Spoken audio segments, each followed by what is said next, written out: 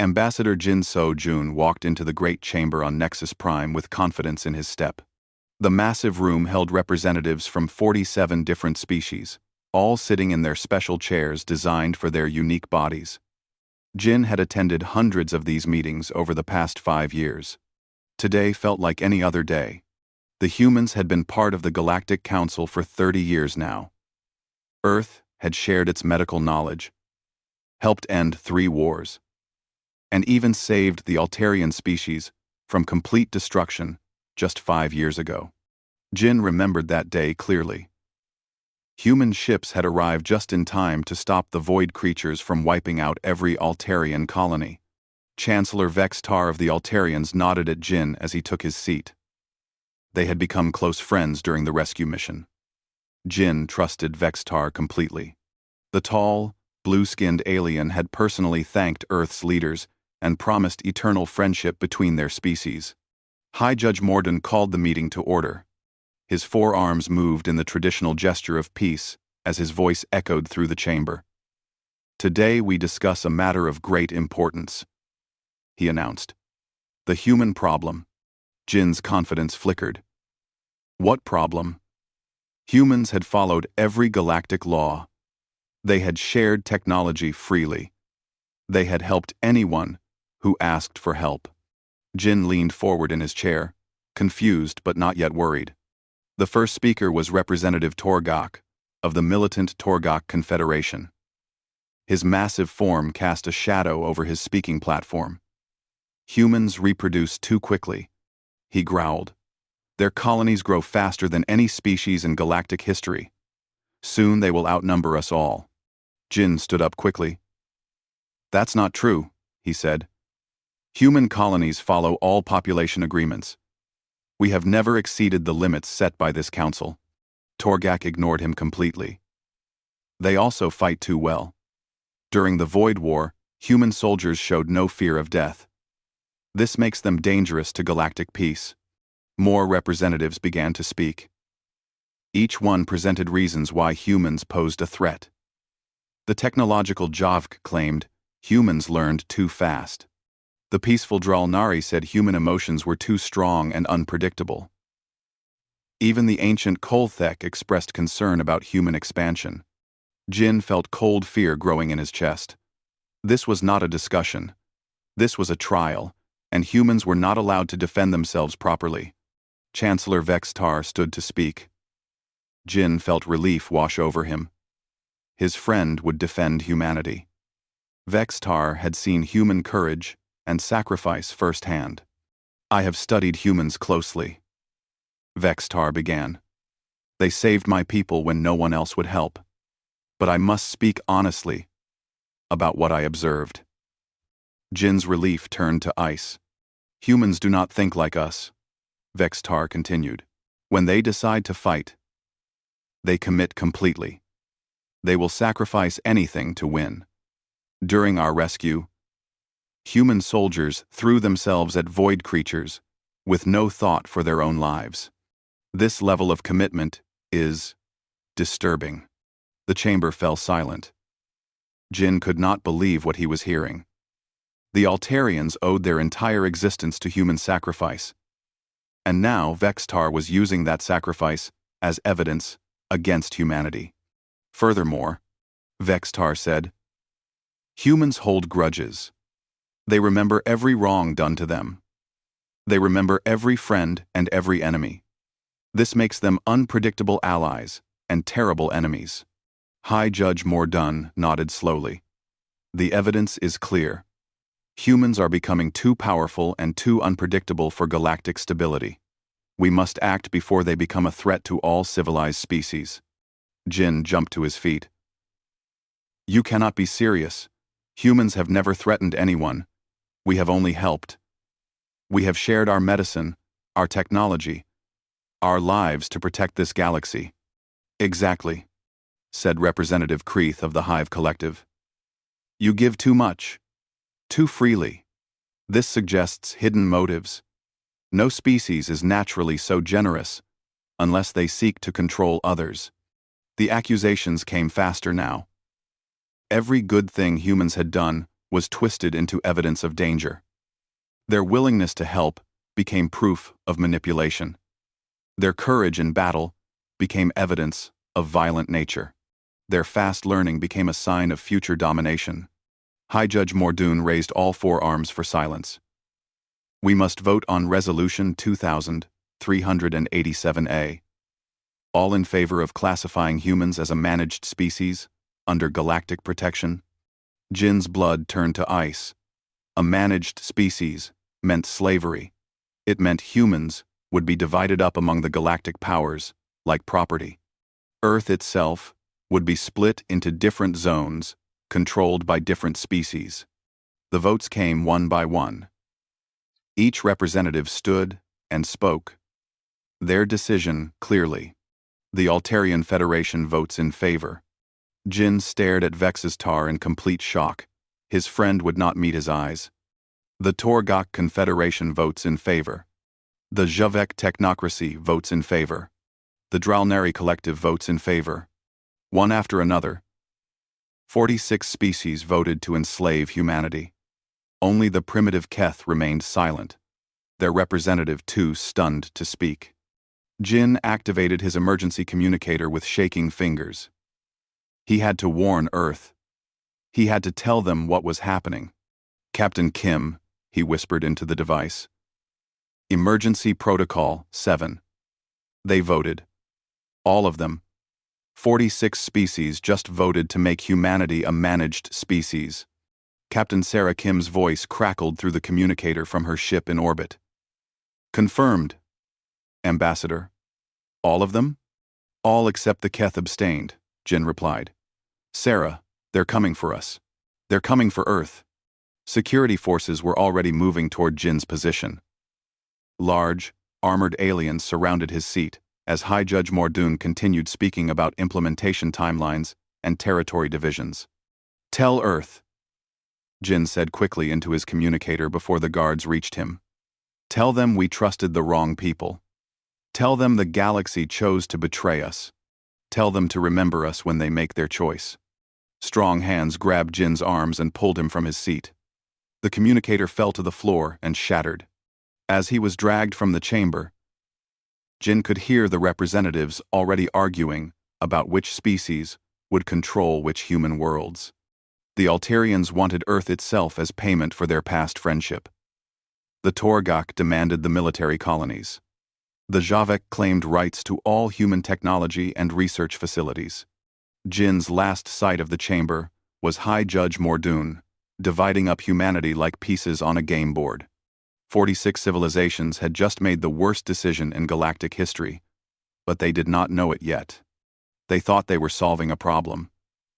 Instead, they had just created the most dangerous enemy the galaxy had ever seen.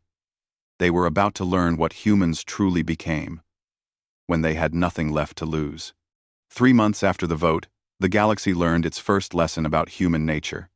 The lesson came written in alien blood across dozens of worlds. Colonel Park Min-ho crouched behind the ruins of what used to be Haven Colony's town hall. The Altarian occupation force had turned the building into their headquarters 3 weeks ago. They thought the thick walls would protect them. They were wrong. Charges are set, whispered Sergeant Liu through the radio. All exits covered. Park nodded and checked his watch. The Altarians followed strict schedules, just like their military training taught them. At exactly 1400 hours, they would gather for their daily briefing. It was a stupid habit that made them predictable. Humans had learned to use enemy predictability as a weapon. The explosion shook the ground for kilometers. When the smoke cleared, the headquarters was gone. So were 37 Altarian soldiers and 2 of their commanders. Park felt no satisfaction from the kill. He felt nothing at all anymore. Haven had been a peaceful farming world before the vote. Park had been a simple security chief who worried about crop thieves and small disputes between neighbors. The Altarians had arrived expecting grateful submission from a conquered people. Instead, they found colonists who knew every tunnel, every hidden path, every weakness in every building they had built with their own hands. That's Facility 17, reported Corporal Santos over the radio. Power grid is down across the northern sector. The Altarians had lost more soldiers in 3 months than they lost during the entire Void War. The occupying forces could not sleep safely, could not eat without fear of poison, could not walk the streets without wondering which building would explode next. Park remembered the day the aliens arrived. Their commander, a tall blue alien named Vex Call, had gathered all the colonists in the main square. He spoke about cooperation and peaceful integration. He promised good treatment for those who followed orders. The colonists had listened quietly. Then they went home and began planning how to kill every alien on their world. Meanwhile, on Earth itself, Dr. Elena Vasquez worked 18 hours a day in Laboratory Complex 7, hidden deep beneath the Rocky Mountains. The facility did not officially exist. Neither did Project Wrath, her life's work for the past 90 days. Elena's team had taken every gift the galaxy had given humanity over 30 years of friendship.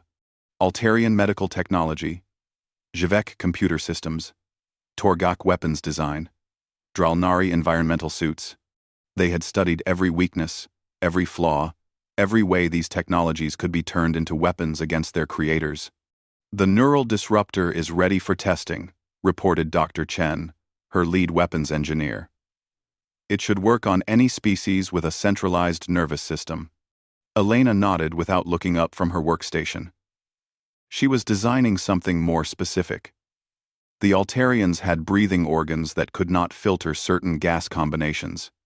The J'vec had computer implants that could be hacked with modified human software. Each species that voted for slavery would face weapons designed specifically to kill them. General Chang Wei entered the laboratory complex that evening. His face showed the weight of commanding Earth's desperate defense. The planetary shields were holding for now. But 46 alien fleets surrounded the solar system. They were waiting for the official transfer documents before beginning the final occupation. How much longer? Chang asked Elena. 2 more weeks for mass production, she replied. The factories are retooling as fast as possible. Chang nodded grimly. The colonies are buying us time with their blood. Haven is still free, but barely.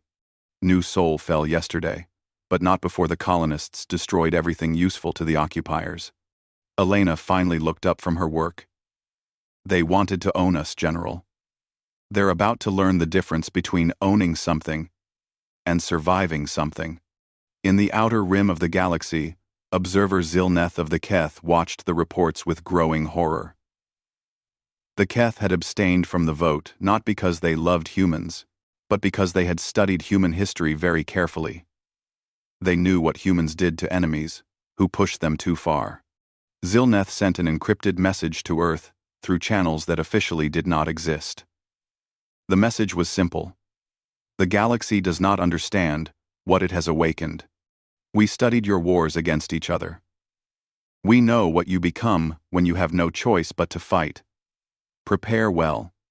The other species will not show mercy because they do not believe they need to fear you. The message included detailed intelligence about fleet positions, supply lines, and command structures. The Keth wanted no part of the coming storm. On Haven, Colonel Park received new orders from Earth. The planetary government was no longer asking the colonists to simply resist.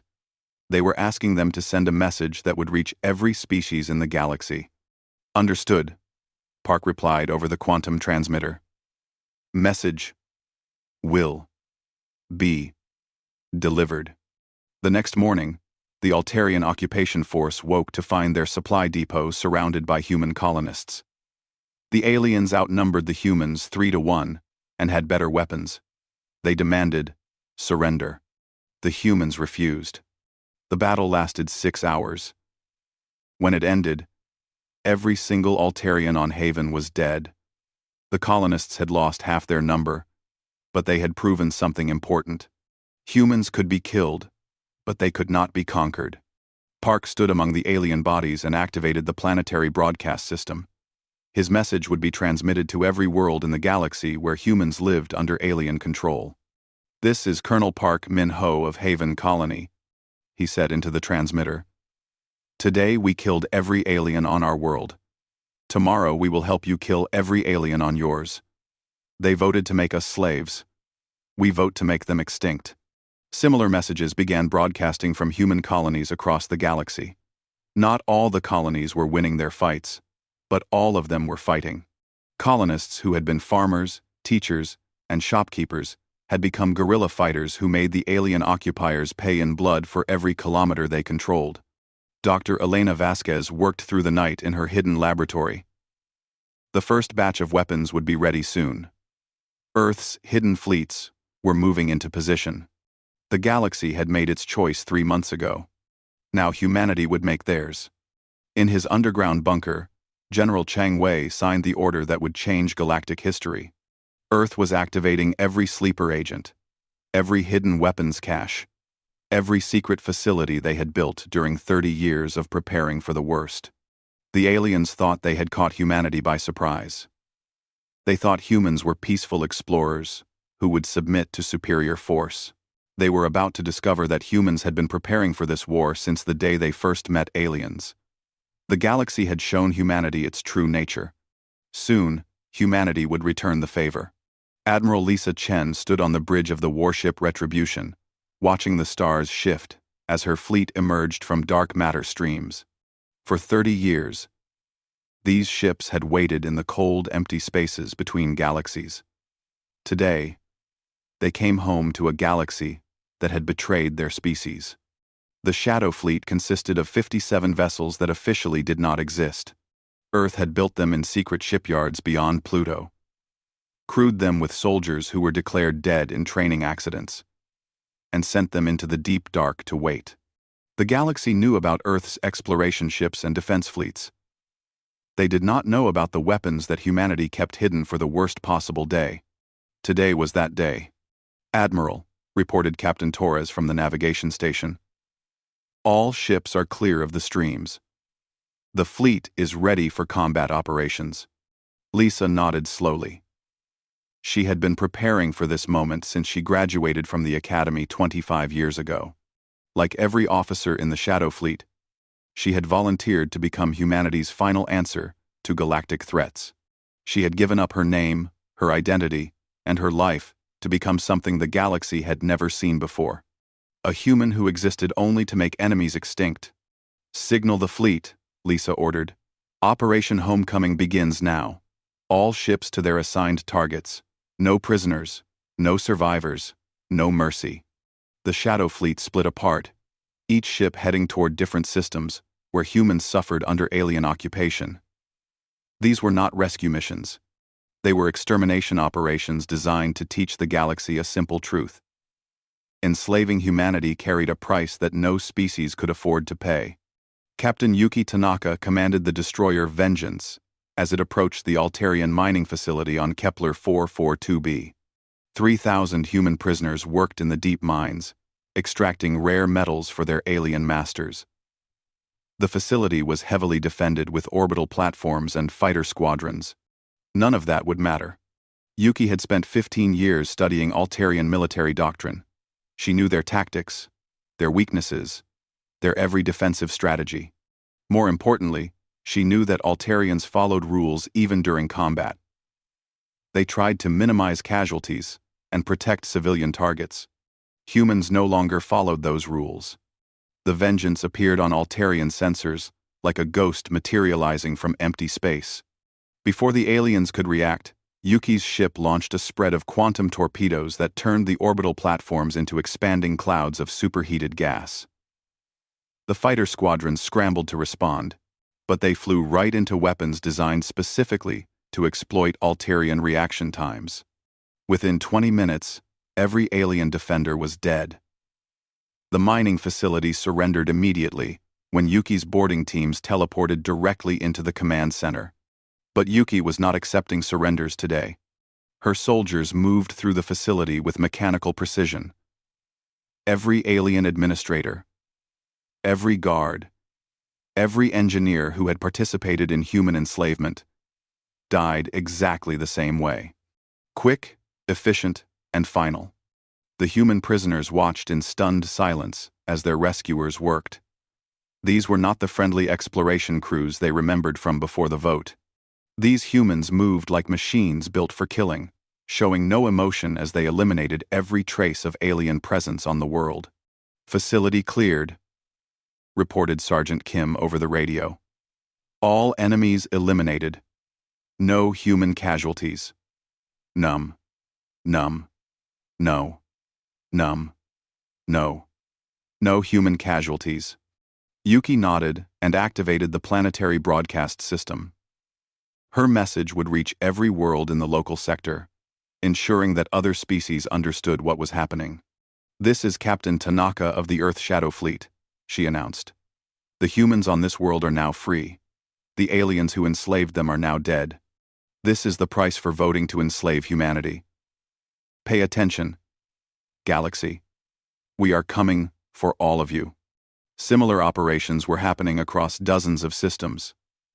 Earth's hidden fleets struck with perfect coordination, hitting targets that alien intelligence had never detected.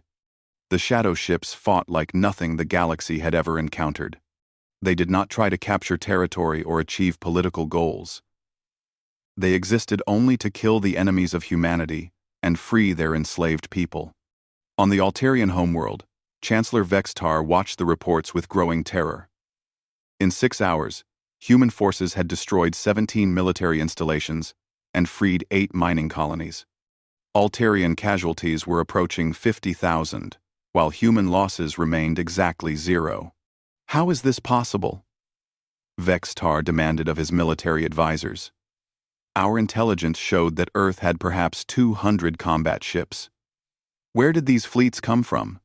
General Morketh, his top military commander, stared at the tactical displays with haunted eyes. "Sir, these are not ships we recognize. They use no known human technology. They fight with tactics we have never encountered. It is as if Earth has been preparing for this specific war for decades." Vextar remembered his vote in the Galactic Council 3 months ago. He had betrayed the species that saved his people because he feared human unpredictability. Now he was learning exactly how unpredictable humans could become when they had nothing left to lose. "Open a channel to Earth," Vextar ordered. "I need to speak with their leadership immediately." "Sir," replied his communications officer. "Earth is not responding to any diplomatic channels. They have shut down all embassy communications and withdrawn from all treaties. As far as our systems can determine, humanity no longer recognizes any galactic authority." Commander Alex Rivera led the liberation of New Sol colony from orbit aboard the cruiser Independence. The Javek had turned the colony into a technology research facility, using human scientists as forced labor to advance alien computer systems. Alex had been born on New Sol before the vote. His parents still lived there when the occupation began. The Javek had executed them for refusing to work on military projects. Alex was here to collect payment for that debt. The Javek were a technological species that relied heavily on automated defenses and computer-controlled weapons. They thought their advanced systems would protect them from primitive human tactics. They never expected humans to use their own technology against them. Alex's ship transmitted a modified computer virus directly into the Javek defense network. The virus was based on Javek programming languages, but written with human creativity and malice. It turned every automated defense system against its operators. The colony's shield generators exploded simultaneously. Javek fighter craft fired on their own command ships. Automated defense turrets targeted alien positions while ignoring human movements. Within 30 minutes, the technological masters of the galaxy watched their own machines hunt them through the streets of New Sol. Alex led the ground assault personally. He found the Javek research director hiding in a bunker deep beneath the main laboratory complex. The alien begged for mercy, promising to release all human prisoners and share advanced technology. "You had a choice," Alex said calmly. "You could have abstained like the Keth. You could have voted against enslavement. Instead, you chose to vote for human slavery because you thought we were weak." The research director died learning the difference between human weakness and human patience. Across the galaxy, 46 species began to understand that they had made a terrible mistake. The humans were not responding to occupation like any conquered species in galactic history. Instead, they had become something that existed only to make their enemies extinct. Admiral Lisa Chen received status reports from 17 different operations. Every mission was succeeding beyond expectation. Every human prisoner was being freed. Every alien occupier was being eliminated. But this was only the beginning. The Shadow Fleet had spent 30 years preparing for a war that would not end until the galaxy learned to fear the very concept of threatening humanity. The species that voted for slavery were about to discover what humans became when they stopped trying to be civilized. 1 year after the liberation began, the galaxy burned with the light of dying civilizations. President Kim Jae-won stood in the war room beneath Seoul, watching displays that showed the systematic destruction of species that had voted to enslave humanity. Kim had been Earth's chief diplomat before the vote. He had spent 15 years building friendships with alien species, negotiating treaties, and working toward galactic peace. The aliens had thought his gentle nature made him weak. They had learned the difference between diplomatic courtesy and human mercy. Status report, Kim ordered his military council. General Chang Wei stepped forward with a data tablet. His face showed no emotion as he read the casualty figures. The Altarian Federation is extinct, sir. Their homeworld is now uninhabitable. The Torgok Confederation has been reduced to 3 refugee fleets hiding in the galactic rim. The Javek technocracy lost their last stronghold yesterday. Kim nodded slowly. Each name on the list represented a civilization that had lasted thousands of years. Each name also represented a species that had voted to make humanity slaves. He felt no guilt about their destruction. The Dralnari? Kim asked. Eliminated completely, Chang replied. Commander Park found their hidden colonies and sterilized them. No survivors. The peaceful Dralnari had been the first to suggest that human emotions were too dangerous for galactic society. They had voted for enslavement because they thought humans were too violent to exist freely. Their final broadcasts had begged for mercy, promising to serve humanity forever if their species was allowed to survive. Kim had listened to their pleas personally before denying them. Species that voted for human slavery had forfeited their right to exist. On the former Altarian homeworld, now called Judgment, High Judge Mordoon broadcast from a deep bunker that humanity allowed to exist for one purpose. The old alien's voice carried across every surviving world in the galaxy, spreading the desperate message that had replaced galactic government. Please, Mordoon begged through the transmitter. Earth must listen to reason. The Galactic Council offers complete surrender. We will give you anything. Territory, resources, technology, even other species as slaves, if that is what you desire. Please stop the killing. 1. Earth's response came 12 hours later. President Kim's calm voice replaced Mordoon's panicked pleading on every galactic frequency. High Judge Mordoon, Kim said with diplomatic politeness. You speak of reason, but you do not understand what that word means. Reason would have been abstaining from the vote like the Keth. Reason would have been recognizing that enslaving the species that saved your lives was morally wrong. You chose unreason. You chose to vote for human slavery because you thought we were weak enough to accept it. Kim's voice never changed tone, but his words carried the weight of absolute judgment. 46 species voted to enslave humanity. 46 species chose extinction. This is not negotiable. This is not changeable. This is simple cause and effect. The transmission ended, leaving Mordoon alone with the knowledge that his decision in the council chambers had doomed nearly every advanced civilization in the galaxy. Across the ruins of galactic civilization, Keth observer Zil Neth documented the destruction for future generations. The Keth had abstained from the vote and provided intelligence to help humanity during the war. They were the only species that humans treated as potential allies, rather than targets for elimination. Zilneth's reports painted a picture of warfare unlike anything in galactic history. Humans did not fight for territory or resources. They fought for the complete eradication of enemies who had threatened their freedom. Every battle ended the same way: total human victory and total enemy extinction. The Kolthek, an ancient species that claimed to be older than most stars, sent ambassadors to negotiate with Earth. They offered to share the secret location of their homeworld and provide tribute for 10,000 years.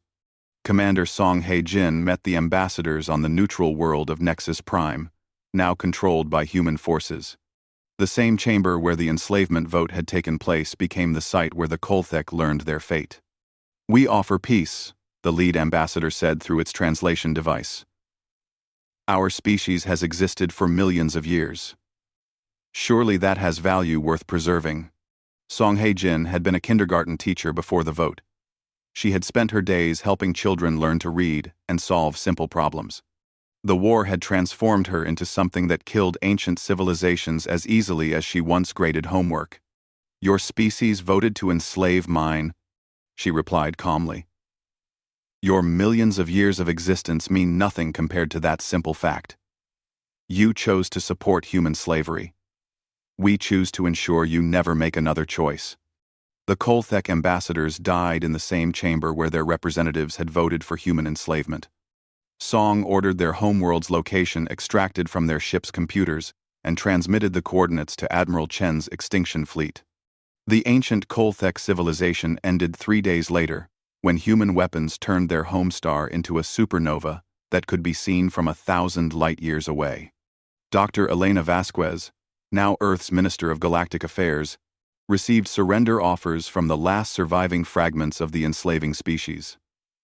Refugee fleets, hiding in dark matter streams, sent desperate messages promising anything in exchange for survival. Elena had spent her career before the war developing medical treatments to help injured aliens. She had saved thousands of lives belonging to species that later voted to enslave her own people. The betrayal had taught her that alien lives were worth exactly as much as the aliens valued human freedom. "Surrender offers are rejected," she replied to each message. "Extinction will proceed as planned." The Javek had built refugee ships with cloaking technology that made them nearly invisible to normal sensors. They thought they could hide in the space between galaxies until humanity forgot about them. They did not understand human memory. Elena's hunter fleets found every hidden ship using technology reverse-engineered from the gifts that aliens had shared with humanity during 30 years of false friendship. Each refugee vessel was destroyed with weapons specifically designed to exploit the biological weaknesses of its crew. The former galactic powers had given humanity everything needed to destroy them completely. In his underground command center, President Kim signed the final authorization for Operation Silence. The last 7 species that had voted for enslavement were hiding in a secret facility built inside a hollow asteroid. They had been there for 6 months, hoping humanity would eventually stop hunting them. They were wrong. Captain David Park, son of the hero of Haven Colony, led the assault team that breached the asteroid facility. His father had died holding the line against Alterian forces during the early resistance. David had volunteered to deliver the final judgment personally. The hidden facility contained the last representatives of civilizations that had once ruled thousands of worlds. Scientists, artists, leaders, and civilians who had survived the extinction of their homeworlds now faced the son of a human hero they had voted to enslave. "Please," begged the surviving Alterian Chancellor. "We were wrong. We admit that we were wrong. Surely that means something." David looked at the alien who had cast the first vote for human slavery. His father had died fighting soldiers sent by this creature's government. Millions of humans had suffered because of decisions made in comfortable council chambers by beings who thought themselves superior to humanity. "It means you learned something before you died," David replied. "That is more than your species deserved." The asteroid facility became humanity's final monument to the species that had chosen to enslave them. When the explosions ended, 46 civilizations had been completely erased from the galaxy. Only scattered refugees remained, hiding in the deepest parts of space and hoping that humanity might someday show mercy to enemies who had shown none. They would wait forever. Humans had learned that mercy toward those who threatened human freedom was the same as betrayal of their own species. The galaxy belonged to humanity now, bought with the blood of every species arrogant enough to vote for human slavery. 3 years after the vote that changed everything, Dr. Elena Vasquez stood on the observation deck of Nexus Prime Station, looking out at a galaxy that belonged to humanity. The great chamber where 46 species had voted for human enslavement was now her office. The same seat where she had watched alien representatives betray her species now served as the center of human galactic administration. The galaxy was quiet in a way that still surprised her. No alien transmissions cluttered the communication networks. No trade ships moved between distant worlds. No diplomatic messages traveled the quantum channels that once connected thousands of civilizations. Elena was now Earth's Minister of Galactic Affairs. But there were no other galactic affairs to manage. Humanity had systematically eliminated every species that voted for enslavement. The great civilizations that once spanned the galaxy existed only in historical databases and warning monuments. A soft chime indicated an incoming transmission. Elena activated the communication system to see Keth Elder Talvorn's familiar features appear on the screen. The Keth were the only major species that still existed as an organized civilization. Their abstention from the enslavement vote had saved them from humanity's wrath. "Minister Vasquez," Talvorn said, with careful politeness, "I come with a formal proposal from the Survivor Coalition." Elena nodded for him to continue. The Survivor Coalition consisted of the handful of species that had either remained neutral during the vote or actively helped humanity during the war. They numbered less than 20 species total, most of them small and primitive compared to the extinct galactic powers. "The Coalition wishes to establish a formal treaty with humanity," Talvorn explained.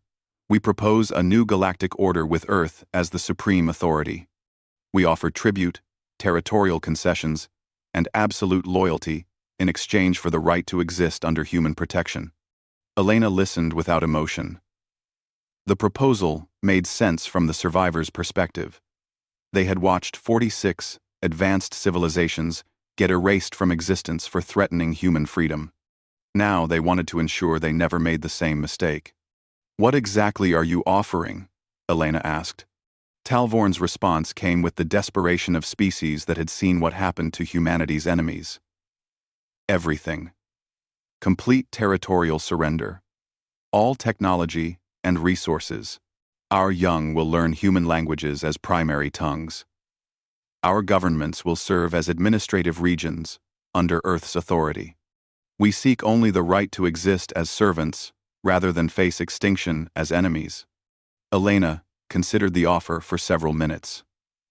Humanity had never wanted to rule the galaxy.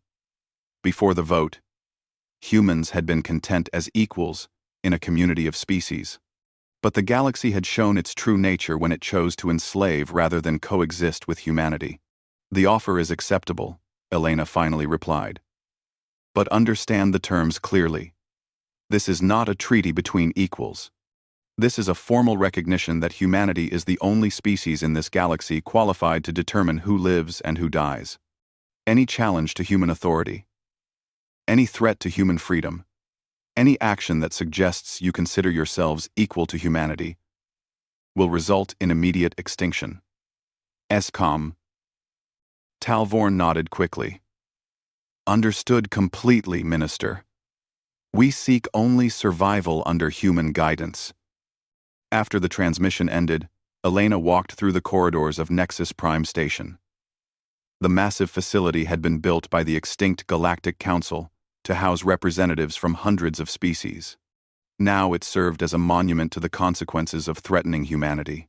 She paused at Memorial Hall, where the names of every human who died during the enslavement period were carved into walls made from the hulls of destroyed alien warships. The memorial was simple: 2,847,312 names written in basic text with no decoration or ceremony. Below the names was a single sentence in 46 languages, including the extinct languages of the species that had voted for enslavement. They died because aliens chose slavery over freedom. Remember both the dead and the choice. On the liberated world of Haven, former slave Mira Santos worked in the garden where the old colonial administration building used to stand. The Altarians had destroyed the human building to make room for their occupation headquarters. After liberation, the humans had destroyed the alien headquarters to make room for something peaceful.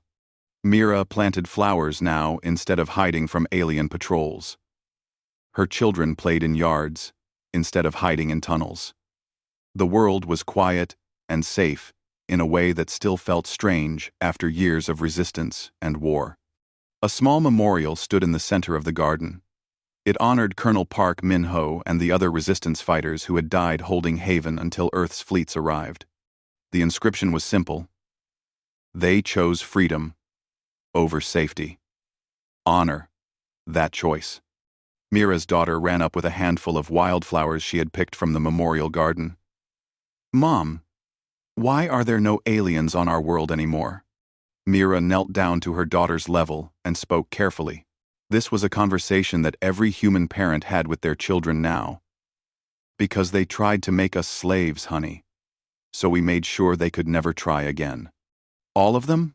Her daughter asked with the curiosity of a child who had never seen a living alien. All of them that voted to hurt us. Mira replied. The ones who stayed our friends are still alive. The ones who tried to make us slaves are gone forever. Her daughter nodded with the simple acceptance of childhood and ran back to play with flowers that grew in soil mixed with the ashes of alien conquerors. Captain David Park commanded a patrol ship in the Outer Rim, hunting for signs of refugee populations that might try to rebuild. His ship, the Remembrance, carried sensors designed to detect even small alien settlements hiding in asteroid fields or dark matter clouds. The work was methodical and thorough. Every few months, the sensors would find a hidden outpost or refugee ship trying to establish a new colony. David's crew would investigate, confirm the species' identity, and execute appropriate measures. Species that had voted for enslavement were eliminated immediately. Neutral species were relocated to designated preservation zones. Allied species were escorted to safety under human protection. David carried his father's final message, recorded during the Siege of Haven. Freedom is not negotiable. The price for threatening it is complete elimination. Remember this truth and ensure that the galaxy never forgets it. The galaxy would never forget. Humanity made sure of that. In her office on Nexus Prime, Elena reviewed the daily reports from Earth's new galactic administration. Food production was up on liberated worlds. Human colonies were expanding into territories left empty by extinct species. Birth rates were climbing as humanity filled the vacuum left by their former enemies. The reports also included cultural items. Human artists were creating monuments to commemorate the war.